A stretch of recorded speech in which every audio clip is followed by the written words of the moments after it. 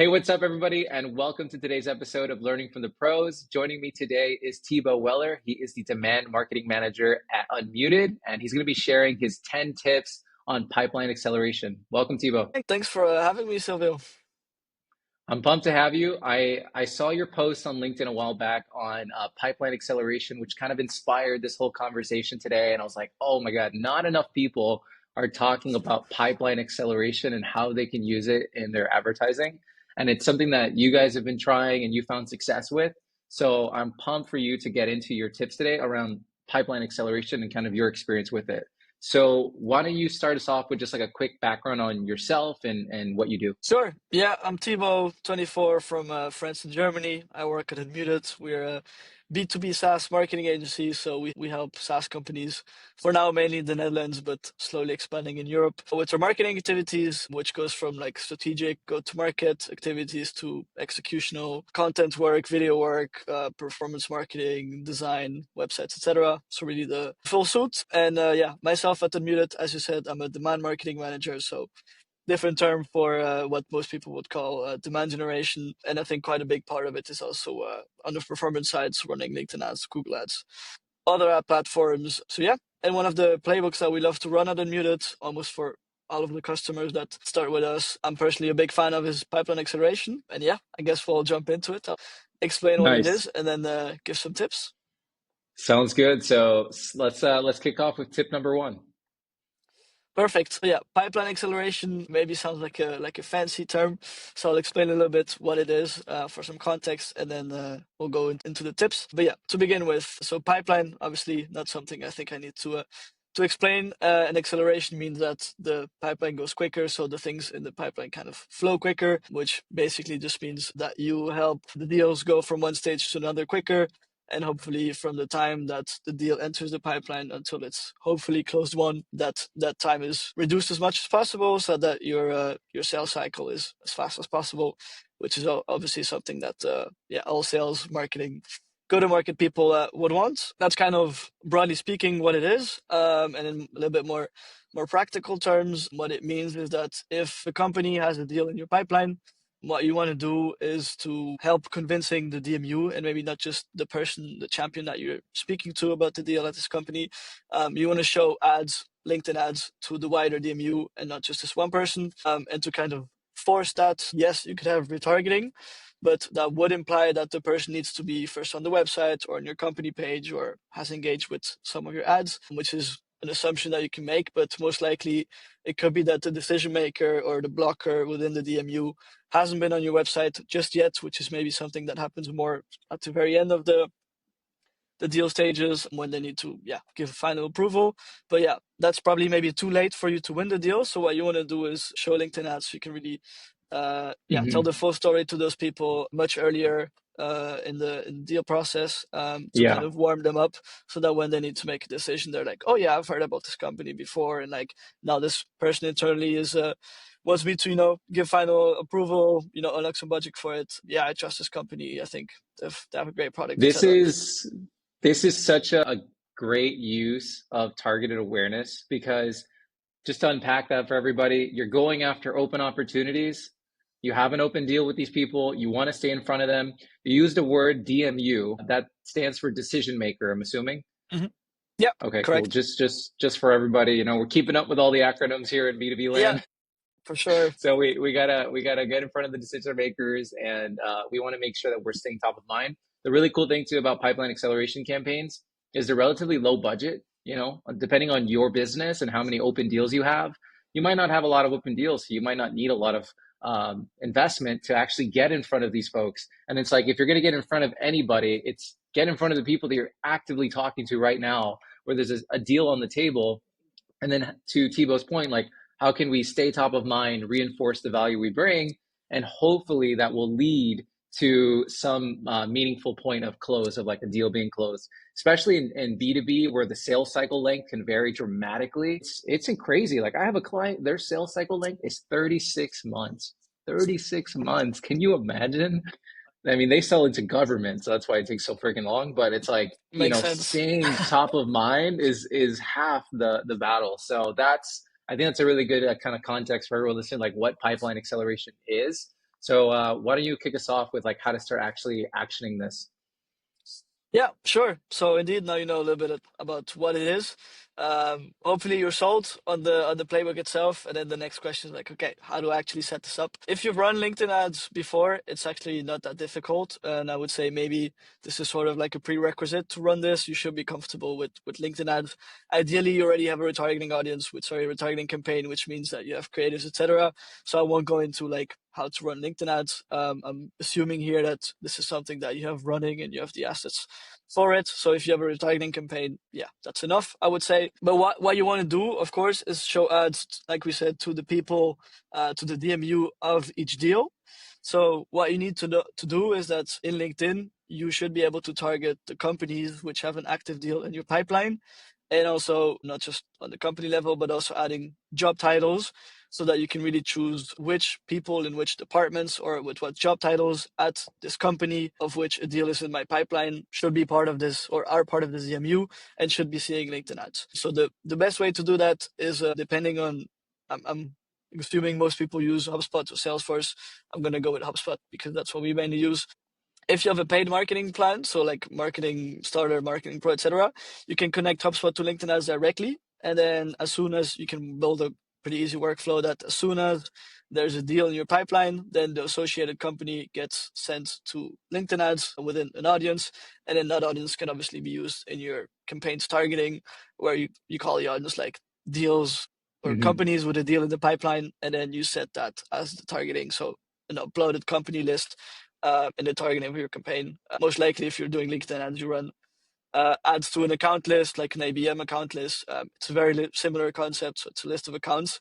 But instead of finding those accounts elsewhere, you're just sending them from HubSpot, given that they have a deal in the pipeline. Send those to LinkedIn ads and then use that as a targeting for your pipeline acceleration campaign. Thibaut, questions. So just to unpack that, we are creating a dynamic list from HubSpot of all open opportunities. We're pushing into LinkedIn so that we can now run ads against these open ops. And because it's a dynamic Mm-hmm. list, every time a new deal hits that stage, they automatically get added into this campaign, which is incredible. You Yep. mentioned earlier around leveraging job title targeting for this approach on top Mm-hmm. of the open opportunities. If somebody doesn't have the luxury of audience size, what do you do in those instances? Yeah, I would say apply the logic that you would usually do when you have a audience size that is too small, which, like you said, could happen for companies that don't have that many deals, or maybe if you're starting out with retargeting in the first few days, you don't have more than 300 people, which is the minimum audience size on LinkedIn. Then what I would do there is maybe not go too specific with the job titles. So I guess step one is instead of, only focusing on, head of marketing, content marketer, and performance marketer, let's say that was your DMU. Instead of being that specific, maybe you zoom out a little bit and just go with job function targeting and then target the marketing departments. Yes, you Hmm. will show ads to a little bit more people, which is like wasted spend in a way, but we're trying to make it work with small audiences as Yep. well. And if that's still too small, if you still don't get to the 300 people, then you could argue if the companies that you're targeting are small enough where there isn't like, I don't know, more than 50 employees, you could say, okay, let's just run ads to the whole company. That way you also maybe target the CFO and the CEO, which, you never know, might be involved in actually the decision making process, which could be a win in itself. Hmm. But yeah, I would say adjust it based on your audience size and how big the DMU is. But yeah, that's Nice. a tip And if for to make everyone it work. listening that isn't using HubSpot, you can also do this in Zapier, the dynamic audiences. So through Zapier, you have the possibility to set up a sync between whatever your CRM is and LinkedIn ads. So if you don't fall into the blessed HubSpot category, where everything is easy for you, you can use Zapier, and Zapier will kind of help you get the rest of the way there. All right. So we Yeah, talked about what is pipeline acceleration. We talked about how to approach the retargeting and building those audiences to get in front of those open ops. What is your third tip here? yeah. So this is maybe more of a pro tip, or assuming that you have big enough volume. So we just talked about what to do if maybe you don't have that big volumes, but let's talk also about the opposite of that. So let's say you're a really big company, you're running links ads at scale, you have multiple deals coming in every day. It could make sense that depending on the job title of the DMU, and also assuming that your DMU is not just one or two persons, but maybe 5 or 10, that some of them are in finance, some of them are in marketing, Maybe the CEO is also involved. So yeah, just having a job title around marketing might not cut it. What you could do is have a campaign targeted at each job title and then adjust the messaging. So the ad creative, so which ads are actually showing and what the ad says to really tailor that to the job title that you're targeting. Because I think we all know that speaking to a CFO or a CMO or the CEO or a content marketer isn't the same. Like using the same messaging for everyone is completely fine if you don't really have the volume for it.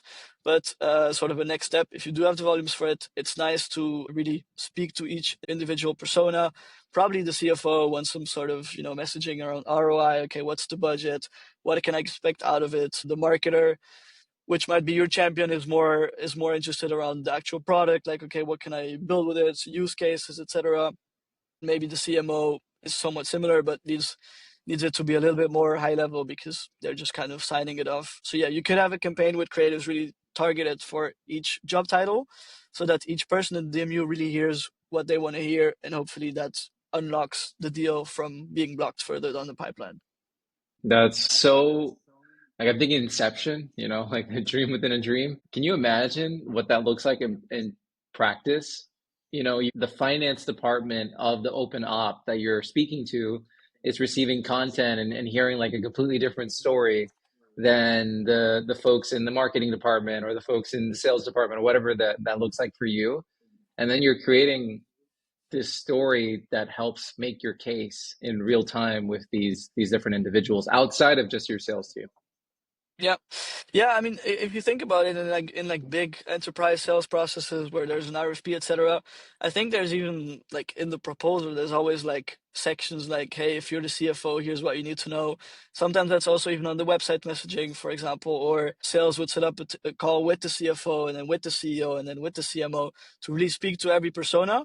The concept is the same, but with LinkedIn ads, we can do that at scale for every deal that's in your pipeline without having to set up a one-on-one call, which obviously takes time and resources, etc. So the concept is the same, but it allows you to do it much cheaper, much more efficiently, yeah, at a way bigger scale to all of the deals in your pipeline. But yeah, the idea of like really adapting the messaging to the person that you're speaking, so that the message resonates more. That's what it's about.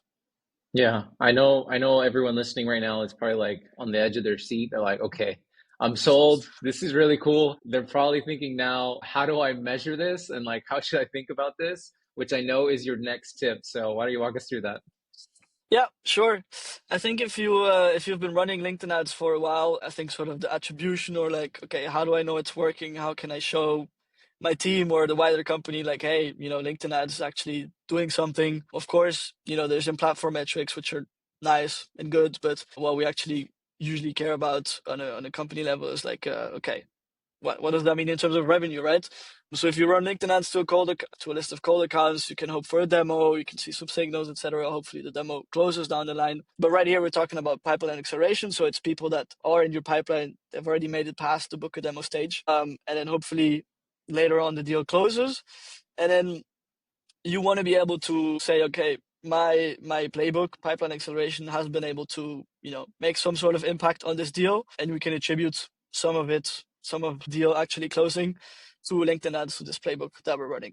So in practical terms, how you would do that is inside of LinkedIn. LinkedIn just rolled out a new feature called Companies, which is this new tab, which makes this even easier than it was before. But let's say you have a deal that closed, and then you go to Campaign Manager, go to the Audiences, to the Companies tab, type in the name of the company that just closed, and then you are able to see the amount of impressions. You used to be able to see the amount of members that you reached, which now LinkedIn retired, which is a shame. But at least you still see the amount of impressions over time. And then you can say, hey, this deal closed. They saw X amount of impressions, whatever, 1,000 impressions over the last 2 months, which is maybe your average sales cycle. And then you can kind of estimate like, okay, they've been seeing quite some ads. I think it's somewhat fair enough to say that this had at least an impact in staying top of mind during the sales process. And yeah, that's kind of how you can justify it's working, like on a big scale. And if you get lucky, some people might be engaging with your ads, like leaving a like. Maybe the CFO liked the ad, and then this is a great signal, like, oh, they've actually engaged with the ads, or they left a comment, etc. So these are some more signals that you can check. But yeah, in Hmm. Campaign Manager, the companies tab is where you can check how it's going. Nice. Yeah, we'll link in the show notes some examples of the company managers. If you guys want to see what Hmm. that looks like, just check out the article this video is a part of, and we'll have some Yeah. screenshots there walking through it. But yeah, that's a great plug too around that new feature because definitely Yeah. it's brand new, so most people aren't aware about it. Yeah, and maybe another tip. This is sort of if you want to do this for free, if you don't want to add extra tooling to get more insights into your LinkedIn ads. But of course, if you have a little bit more budget, there's a tool called Fibbler, which is still very cheap. Which also sends ad impressions on a company level back to HubSpot. And then you have all of this data in HubSpot. So even your sales team can see like, oh, this company that just closed or that is about to close, they've been seeing, 2,000 impressions over the last 30 days. And then you have that data in HubSpot, which is even nicer, I think. Then you can see when it closes. And if you have really bigger budgets, then you can obviously invest in a tool, an attribution tool like Hockey Stack or Dream Data, which I think gives you a lot more insights into the impact of your LinkedIn ads in general, but also within pipeline acceleration. So that's more on the LinkedIn ad side of things. And if you zoom out a little bit, obviously running this playbook at the end of the day, like I said in the beginning, should reduce your sales cycle length. That's also when you know it's working better. And you also should have higher win rates because you're speaking to the wider DMU, which should help you win more deals. So those are some more business level metrics that you can Hmm. track that you should see improvements in over time for you to get a feeling that this is working. Obviously, there's a ton of things outside of LinkedIn ads and marketing that affect those metrics, but it can impact it, and you can kind of see that as well. Nice. Awesome. Yeah, I think that's going to be super helpful for everyone listening. So on the micro side, we're using the company reporting from the LinkedIn ads, understanding the exposure by accounts with impressions, trying to make that correlation. And then on the macro side, we're more so looking at sales cycle length reduction, and then also our win rates to see, okay, for the exposed cohort, are we actually seeing a notable difference? And for those of you listening where you're skeptical, and you're like, I don't know if this really works, and you want more proof, and you want like an apples to apples comparison. Something that we've personally done on the agency side in the past is we have broken it out into cohorts. So like if you have, for example, instead of using the dynamic list and setting up the what Tebow walked through, if you're just starting out, you can just take your existing open ops, split it in half, run ads against half of them, and then don't touch the other half, and then see the half that you expose with the ads. Do you actually notice a meaningful difference in terms of win rates and sales cycle lengths, like we're talking about? And then that could be a good way for you to kind of get that buy-in and understanding of like, oh wait, this actually works. This actually is a good investment, and then from there you can kind of take it to the next step with the automations. You could even, depending on how your relationship is with your champion or the DMU, you could even ask them like, "Hey, have you guys been seeing LinkedIn ads? Like, did you see those ads? Like, did that help you in any way? Kind of, we stay top of mind that way. You can ask those questions if you feel comfortable with them. Totally. The basics, people. It works. Ask Yep. ask questions. All right, what's the next tip you got for us? The next tip is that let's say you have this up and running, it's great, it's working for you, it's a very practical tip, but I think a mistake that could be costly and maybe also hurt the customer that you just landed during their onboarding phase. But don't forget to stop showing them ads. Obviously, it's easy to send the companies from HubSpot to LinkedIn ads and show ads to those people. But as soon as the deal closes, they shouldn't be seeing the ads anymore. Well, obviously it would be wasted spend, and it might be a little bit annoying for them if they just keep seeing the ads to buy a Mm, product that they're already a customer of.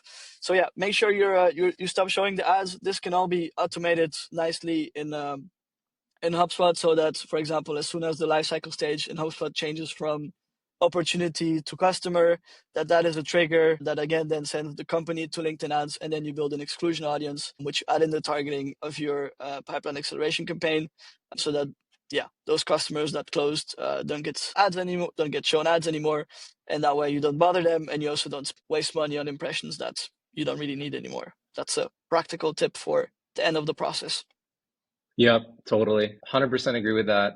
I mean, I don't really have anything to add on that. Like, it's just like, yeah, do it, people. Like, Yeah, it's a if must. you forget about it, it's just a little bit annoying. And I feel like people get Hmm. excited about setting things up and it's running and stuff. But there's also sort of the end of it, which just a good thing to not forget about it. 100%. I think now we are on tip 5 or 6. Correct. Okay, kick us off with Number the next 5. one. Yeah, so tip number 5 is that now we've talked about net new business, so landing new customers. But of course, you can use a very similar playbook to work on upsells and cross sells. So let's say you launch a new product and you want to kind of pitch this new product to existing customers. You could run the exact same playbook. I think some companies probably have a upsell or cross sell pipeline. So yeah, just the same playbook, and then in the ad creatives. You can just talk about the features of your new product, why they should be using them. Maybe the CSM has some sort of video explaining it, etc. So yeah, don't limit yourself to using this playbook for getting new business, but you can also apply the exact same playbook for getting upsells, cross sells, or promoting new product launches, and hoping that your existing customers maybe reach out to you, or that it also helps the CSMs with the with the upsell. That's fire. I don't think a lot of folks are doing that. So if you have the opportunity, that's what a cool way to use ads. Yeah, I love these kind of conversations because when we think of ads, we're just thinking like form fills, demo yeah, requests, trial sign yeah. up. Like what creative ways to expand ads to get in front of the people that matter. Yeah, there's more to it, and I think LinkedIn ads being such a good platform because the targeting is so capable. Like you can be super specific and super narrow, so specific companies with specific job titles. Yeah, basically what you think could work. Just making sure that people see the right message at the right time at the right company. If it's new business or upsells, it doesn't matter. But yeah, that stuff works. That's awesome. All right, tip number 6. Yeah, so we were really focused now on LinkedIn ads, but of course, there's other ways to help the deal move down the pipeline and or getting higher win rates. So you don't have to specifically focus on LinkedIn ads. You can also add meta retargeting, for example, so that people also see ads when they browse social media. Facebook, Instagram, etc. What we also recommend is to not purely rely on LinkedIn ads, but also use LinkedIn Organic. So probably this is something that your sales team is doing anyways, but maybe the sales team, maybe your head of sales, chief commercial officer, and maybe also some people of the marketing team, whoever is big on posting on LinkedIn, these people should connect with the people within the DMU so that their content kind of gets in their feed, and then that's free impressions that you don't have to pay for, of course. So using LinkedIn Organic, which is maybe a more genuine way of talking about the product, and creating this sort of brand awareness and staying top of mind. And on top of that, on the other side, you have like the paid LinkedIn ads to really get this sort of surround sound system that if someone that's in the DMU of a deal in your pipeline, if they open LinkedIn, they will be seeing your ads and also the content from your sales marketing team, whatever your CEO. So make sure that you share those profiles that are in your pipeline with your wider team so that they can connect. And then it's not just LinkedIn ads, but also your organic LinkedIn posting efforts that reach the DMU. I love that. It's really like this team effort, and you're all, sales should technically be doing this anyways. And if they're Mm-hmm. not, this is like a massive opportunity. So now what you're doing is you are working on top of the good stuff that sales is already doing, right? So Yeah, they're already connecting, they're already sending outreach messages, they're already commenting on these DMU's posts, and then in addition to that, you're also guaranteed. And I think for everyone listening, ads is just guaranteed distribution. You're just guaranteeing distribution in front of like this very selective group of people that matter to your business. And like Thibaut's walking us through this masterclass on like how to do it for this specific stage of your life cycle. And that's such a good reminder. Like LinkedIn ads is not in isolation. So LinkedIn yeah. organic. You also mentioned meta ads. What is the thinking there? Is that like meta remarketing or are you using like third party contact lists? Yeah. No, what I was thinking is remarketing or retargeting. Mm-hmm. Obviously, Meta doesn't have as much data as LinkedIn on job titles, etc. So you can't be that precise or like upload company lists, etc. So Meta would just be retargeting, which does mean that they need to be on your website, which, as we said in the beginning, they might not have visited your website until the very end of the sales process, which is fine. But I think the point I'm trying to make is more that don't focus purely on LinkedIn ads. Also focus on other channels, wherever you can, get impressions, whether that's Meta or Reddit, where you can also do retargeting, by the way, or LinkedIn Organic, or maybe you want to send them a gift, or you want to invite them to an event, or the prospect is going to attend the webinar. It doesn't have to be limited to LinkedIn ads. It's just anything that will help the deal advance in the pipeline, that will help the decision makers, answer questions or doubts that they might have, anything that makes the deal move forward in the pipeline, that accelerates the deal, which is pipeline acceleration. Those should be activities that you can also consider. It shouldn't only be LinkedIn ads, but yeah, like you said, it's really this encompassing thing of helping people move through the deal stages. Totally. All right, tip number 7. Tip number 7, I'm a big fan of thought leader ads, which is an ad format that was released, I think, about a year ago on LinkedIn. For those that don't know what thought leader ads are, is that you post a post on LinkedIn, so an organic post, and then what you then do is that you take this post and then you put money behind it. So you turn this post into an ad, basically. But the cool thing is that it really doesn't look like an ad, which I feel like maybe people are getting somewhat good at spotting ads and just kind of not really looking at them. But yeah, these organic posts, it just said in very small text like promoted by and then your company name. It's a much more smooth way of running an ad than, having the typical square creative with some product visual and then some copy, which people just immediately flag like, oh yeah, this is an ad, they're trying to sell me something. So yeah, let's say you have a head of sales that's posting a lot of useful content about your product, about the challenges that it's solving, etc.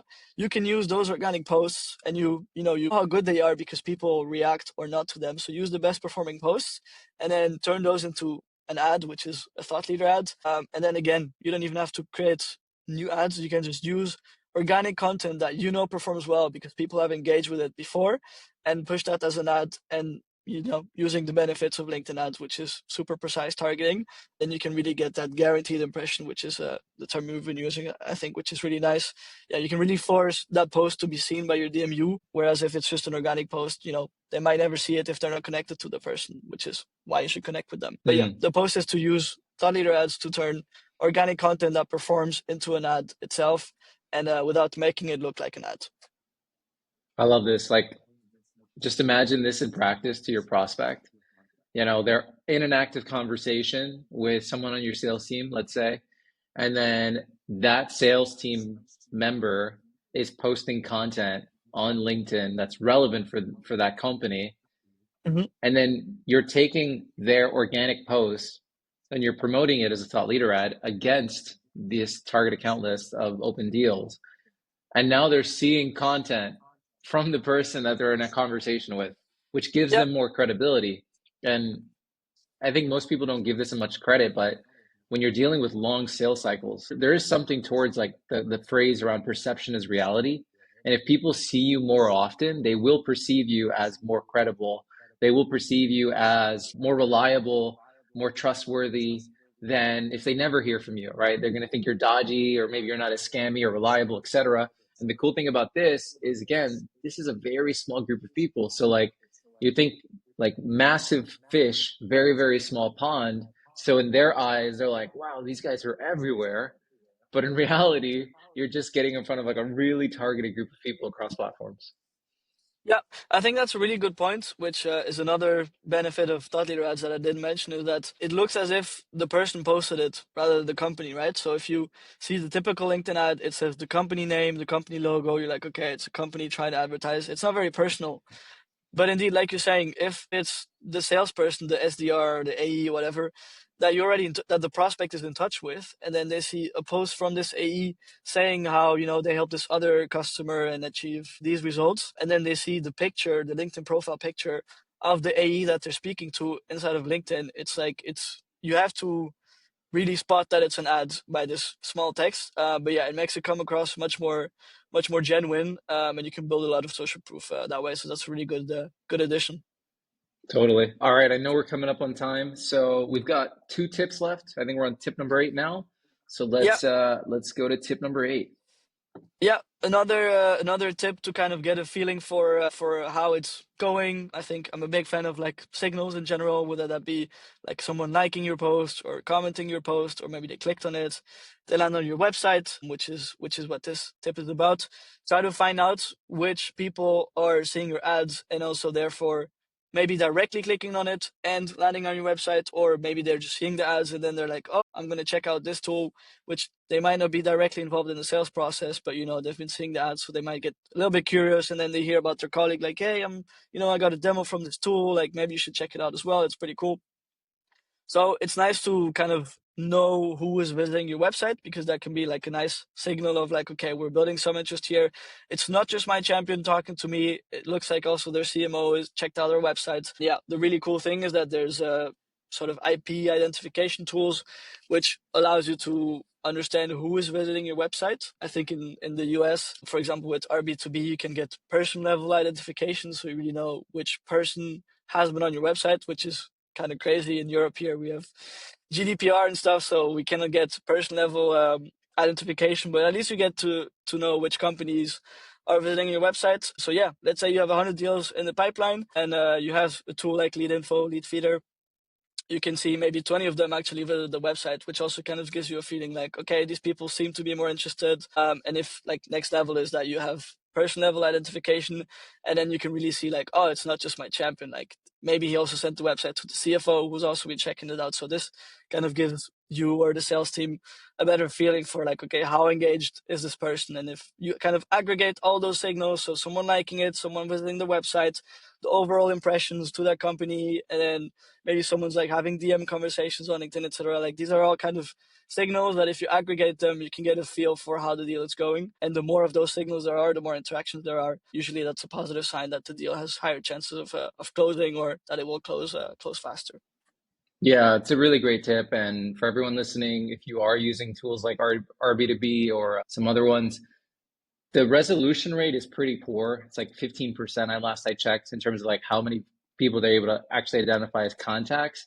I mean, it's better Mm-hmm. than zero, but generally speaking, don't feel like if you are based in Europe, you're like, oh my God, I can't use something like that. I'm doomed for failure. It's not really the case. In reality, like most of us in the US using those tools, we don't get much of a match rate anyways. So typically we do rely on the account level stuff more so than the person level. And to your point, it's just like an additional signal. Hey, are we getting signs of life here, right? Like, is this working? And these are all things you can kind of rely on to get more confidence in the process that you're embarking on. Yep. I have a last one, last tip. I think that would make number 10, which I didn't really prep, but just coming up on the fly with it, just so that we have a nice, 10 item long tip list. Obviously, we talked about winning deals, which is all great. But I think a very important thing to keep in mind is also looking at, okay, the deals that we lost, because that means that your pipeline, or well, the deal process didn't work, and your pipeline acceleration, well, it didn't work either because the deal didn't even close. So you can get quite a lot of intel from looking at closed lost deals. I think probably, hopefully, the company that you work at has closed loss reasons. So you kind of monitor, okay, why did we lose this deal? And ideally as well, you have those things categorized, so you can lose on pricing, on timing, against competitors, whatever it may be.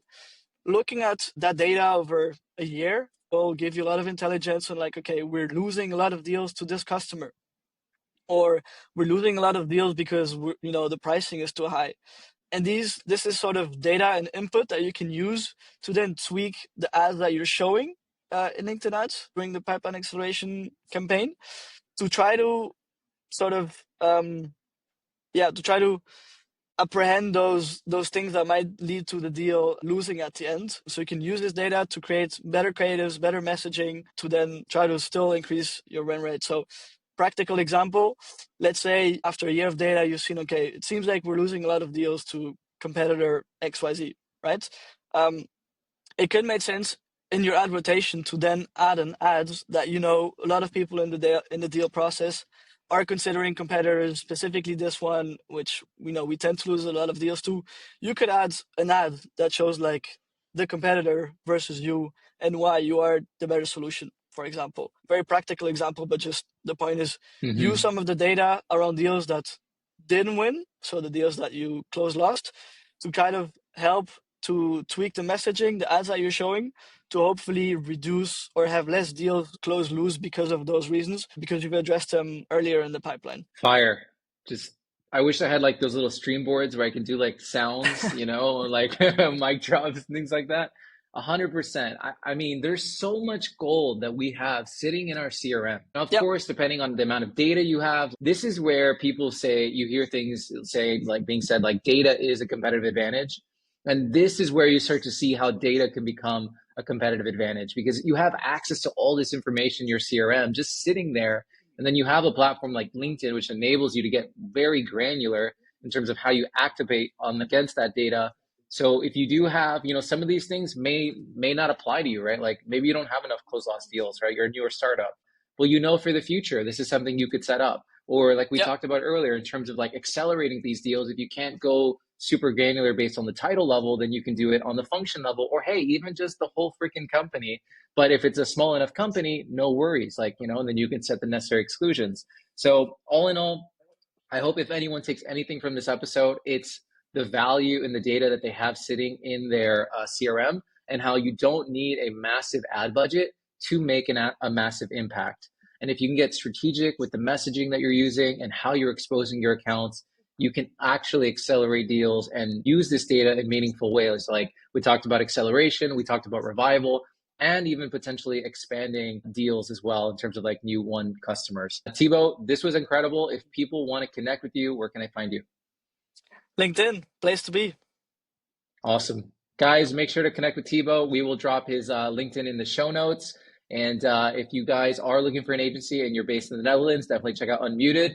Thibaut also does some incredible content. I'm gonna definitely plug your stuff because it's awesome. He's doing all these like fun skits and he's going all around the town and like filming these videos. So definitely check out his LinkedIn and you're gonna be pleasantly surprised. Thanks so much for being here. If you guys aren't subscribed already, be sure to do so, and we will see you in the next episode.